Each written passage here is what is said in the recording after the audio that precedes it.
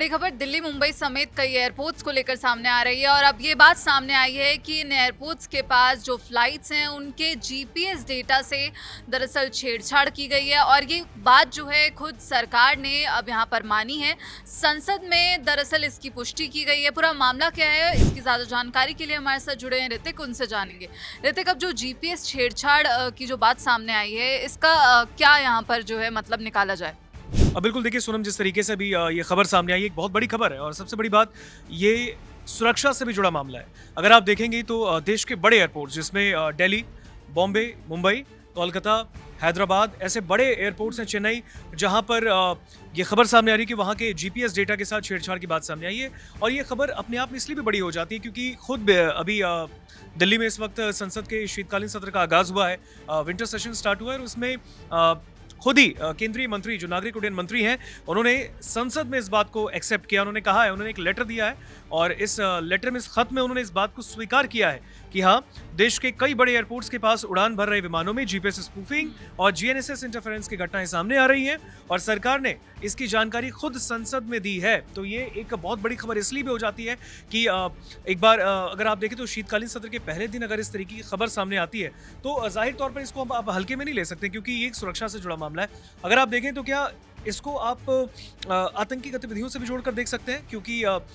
कौन है वो जो बड़े बड़े एयरपोर्ट्स के जीपीएस डेटा के साथ छेड़छाड़ कर रहा है। अभी खबर ये भी आई थी कि दिल्ली जो एयरपोर्ट है, आईजीआई एयरपोर्ट, वहाँ के रनवे पे फ्लाइट लैंड होने वाली थी लेकिन वहाँ के जीपीएस के साथ छेड़छाड़ हुई जिस वजह से पायलट को भी इंडिकेशन नहीं मिल पाया। तो इस वजह से जो फ्लाइट की लैंडिंग होनी थी वो टाइम पे नहीं हो पाई। तो इस तरीके की खबरें जब सामने आती है तो जाहिर तौर पर ये सुरक्षा से जुड़ा मामला हो जाता है क्योंकि भाई बहुत सारे लोग उस प्लेन में सवार हुए होते हैं और ये उनकी जिंदगी से जुड़ा मामला है। अगर आपको मैं बताऊं तो ये वही समस्या है जिसमें सैटेलाइट आधारित नेविगेशन सिस्टम बाधित हो जाता है और ये सबसे बड़ा रोल प्ले करता है जब कोई पायलट फ्लाइट उड़ाता है तो उस वक्त जब उसे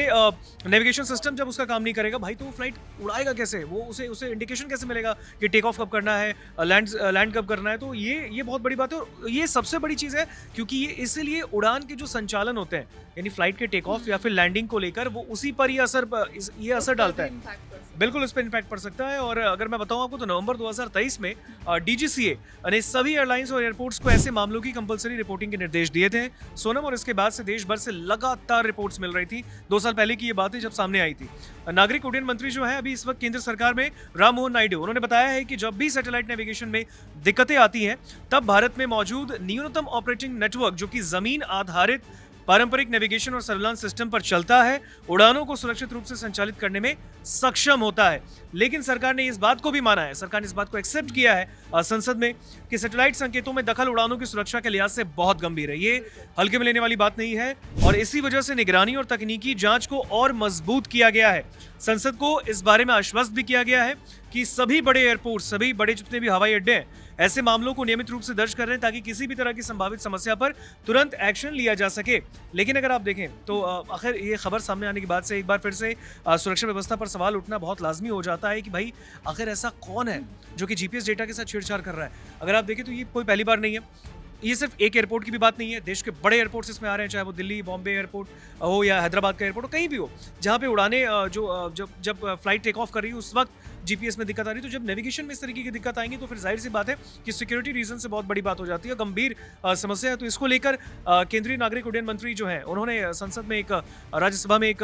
लेटर भी दिया है और इस पर उन्होंने अपनी पूरी बात रखी, इस बात को एक्सेप्ट किया है कि हाँ समस्या है और इस पर अब कार्रवाई करने की पूरी योजना बनाई जा रही है केंद्र सरकार के द्वारा। बिल्कुल सही ऋतिक, और कहीं ना कहीं ये सामने आ रहा है कि अब ये साइबर अटैक का मामला है और सरकार ने भी यहाँ पर संसद में ये बात मान ली है कि हाँ ये साइबर अटैक हुआ है। लेकिन इस पूरे मामले में लगातार जो अपडेट सामने आ रहे हैं वो भी हम आप तक पहुँचाते रहेंगे। फिलहाल जो जीपीएस स्पूफिंग को लेकर सरकार की तरफ से बयान सामने आया है उस पर आप क्या कुछ सोचते हैं हमें कॉमेंट बॉक्स में जरूर बताइएगा। बाकी देश और विदेश की खबरों के लिए जुड़े रहिए दैनिक जागरण के साथ। नमस्कार।